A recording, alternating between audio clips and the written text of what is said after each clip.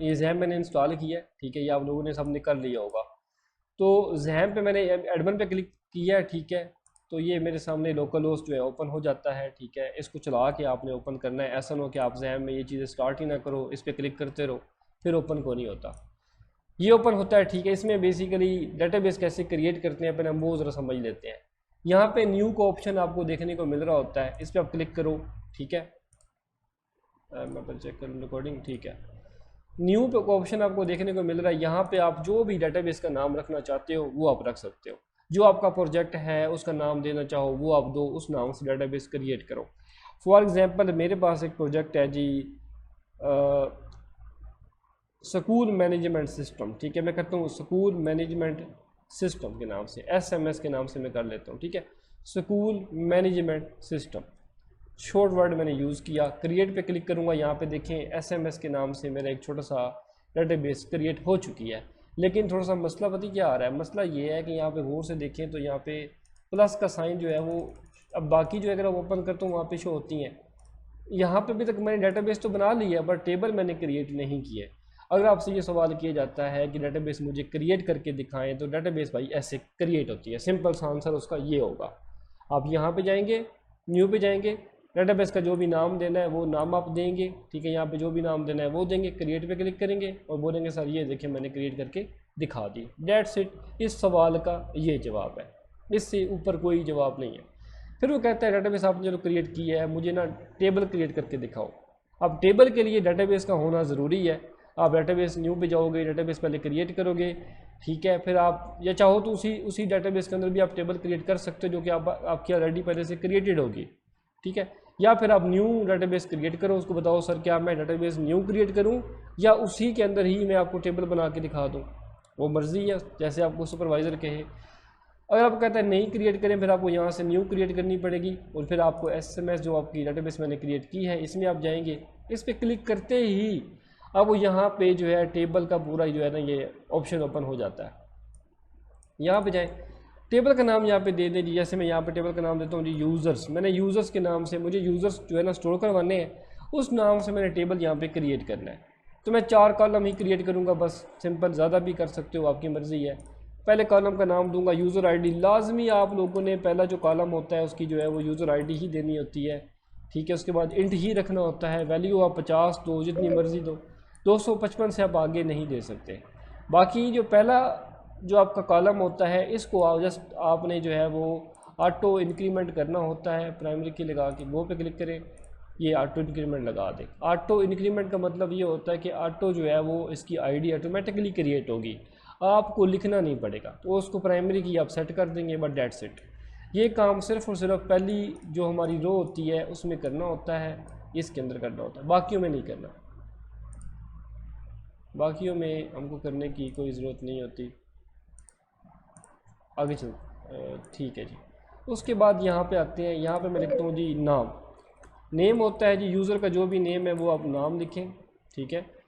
Simple आप ऐसे करके भी लिख सकते हो, फर्स्ट नेम, यूज़र अपना जो है वो क्या पुट करेगा, ठीक है। उसके बाद यहाँ पे आप आओ, यहाँ पे var_char, बाकी सबका var_char सेलेक्ट करते जाओ। var_char में क्या होता है, आपके वेरिएबल कैरेक्टर्स का जो है वो स्टैंड फॉर है।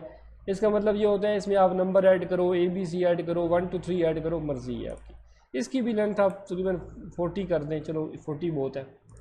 फिर करें जी लास्ट नेम, इसको भी कर दें var_char, इसकी भी 40 कर दें चलें।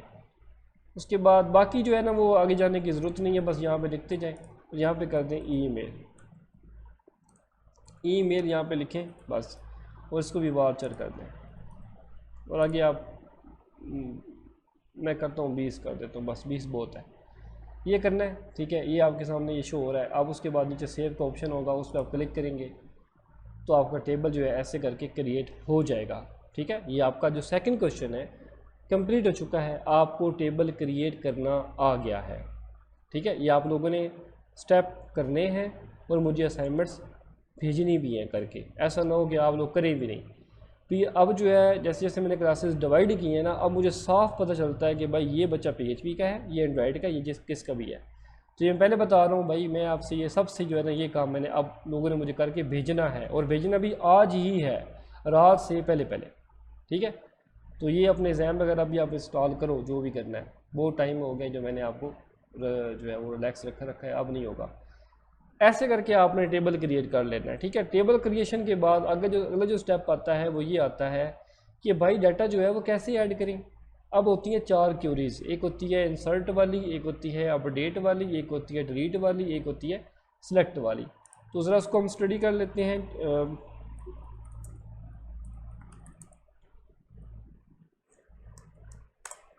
ये मैं ज़रा ओपन करूँगा इसको, इससे पढ़ लें अगर आप कहते हो तो, ठीक है। ये पढ़ लेते हैं यहाँ से, थोड़ा स्टडी भी तो करना है ना, इसको क्या हो रहा है, क्या प्रैक्टिकल पता होना चाहिए।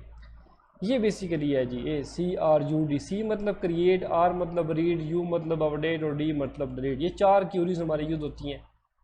क्रिएट टेबल की ये कमांड है, ठीक है। ये किधर लेके चला गया जी, सेलेक्ट स्टैटिक नहीं, छोड़े इसको, ये आ जाते हैं।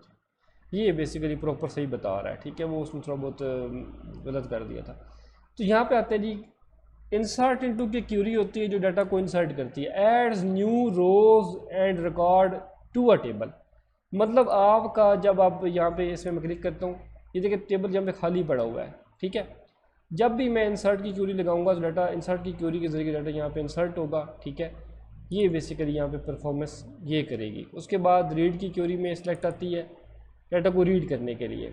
उसके बाद डाटा को अपडेट करने के लिए और डिलीट करने के लिए ये क्यूरी है। इसका सिंटैक्स आप यहाँ से भी देख सकते हो। एसक्यूएल पे क्लिक करो, ये देखें यहाँ पे आ चुका है। मैं इंसर्ट पे क्लिक करता हूँ, ये पूरा इसका सिंटैक्स है, ठीक है।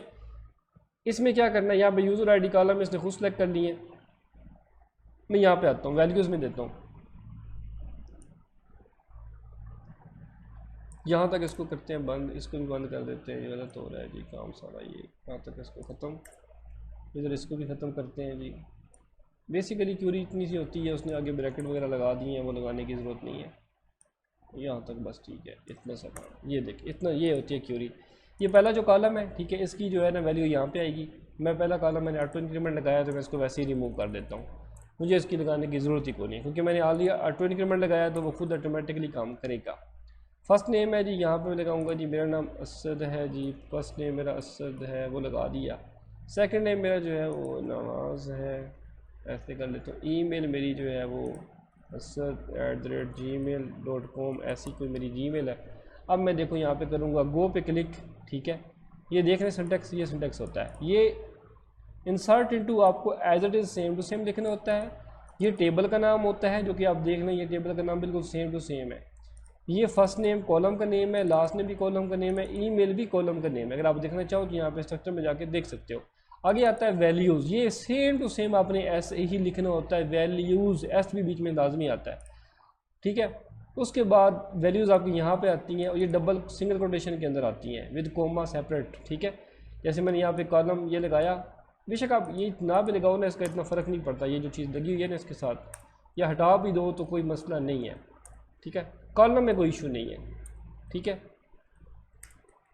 कॉलम में इसका कोई रोल नहीं है। ये देखो सिंपल मैंने कर दी, इसको यहाँ से भी हटा दो, चलो इधर से भी हटा देते हैं, ज़रूरत नहीं है।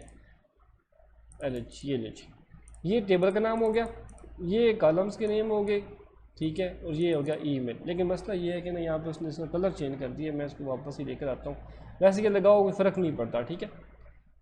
तो ये असद हो गया, ये इसका डाटा हो गया। गो पे क्लिक करते हैं, अब देखिए डाटा उसने इंसर्ट कर दिया। आज एक और काम करते हैं, अब डाटा मैंने शो करवाना है, ठीक है। तो मैं यहाँ पे लिखूँगा सेलेक्ट स्टैटिक फ्रॉम यूज़र और गो पे क्लिक करूँगा। यहाँ पे देखिए डाटा डिस्प्ले हो चुका है, मतलब स्लैक की क्यूरी लगाई है मैंने, उससे डाटा शो हुआ। ये देखिए यहाँ पे क्यूरी लगी पड़ी है। अब वैसे भी देख सकते हो, यहाँ पे क्लिक करके ये देखिए मैंने शो कर लिया है। इधर से भी हो सकता है, लेकिन जब डाटाबेस में हम अपने कोडिंग में काम करेंगे तो वहाँ पे क्यूरी यूज़ होती है। ये देखें यहाँ पे क्यूरीज लगी हुई हैं इंसर्ट वाली। वहाँ पे कोई टेबल तो नहीं बना होगा ना, वहाँ पे डाटाबेस में तो क्यूरीज यूज़ होती हैं। तो क्यूरीज के जरिए डाटा आपने इंसर्ट करवाना होता है, वहाँ से फेच करना होता है। इसीलिए क्यूरीज का जो पढ़ना है वो बहुत ज़रूरी है। अब यहाँ से क्यूरी कॉपी करो, वहाँ पे लगा दो, ताकि ये पता हो कि क्यूरी जो है वो यहाँ से आगे डाटा को उठाएगी। तो ये क्यूरी होती है भाई, ठीक है। मैंने इंसर्ट करके दिखाया आपको, ठीक है। इंसर्ट करना आपको आ गया होगा। अब आगे चलते हैं जी। हम देखते हैं जी सिलेक्ट करना। अब मैं चाहता हूँ मैं सिलेक्ट करूँ, ठीक है, लेकिन कॉलम जो है जस्ट ओनली जो फर्स्ट नेम है वो कॉल जो है ना, मुझे जो है ना बस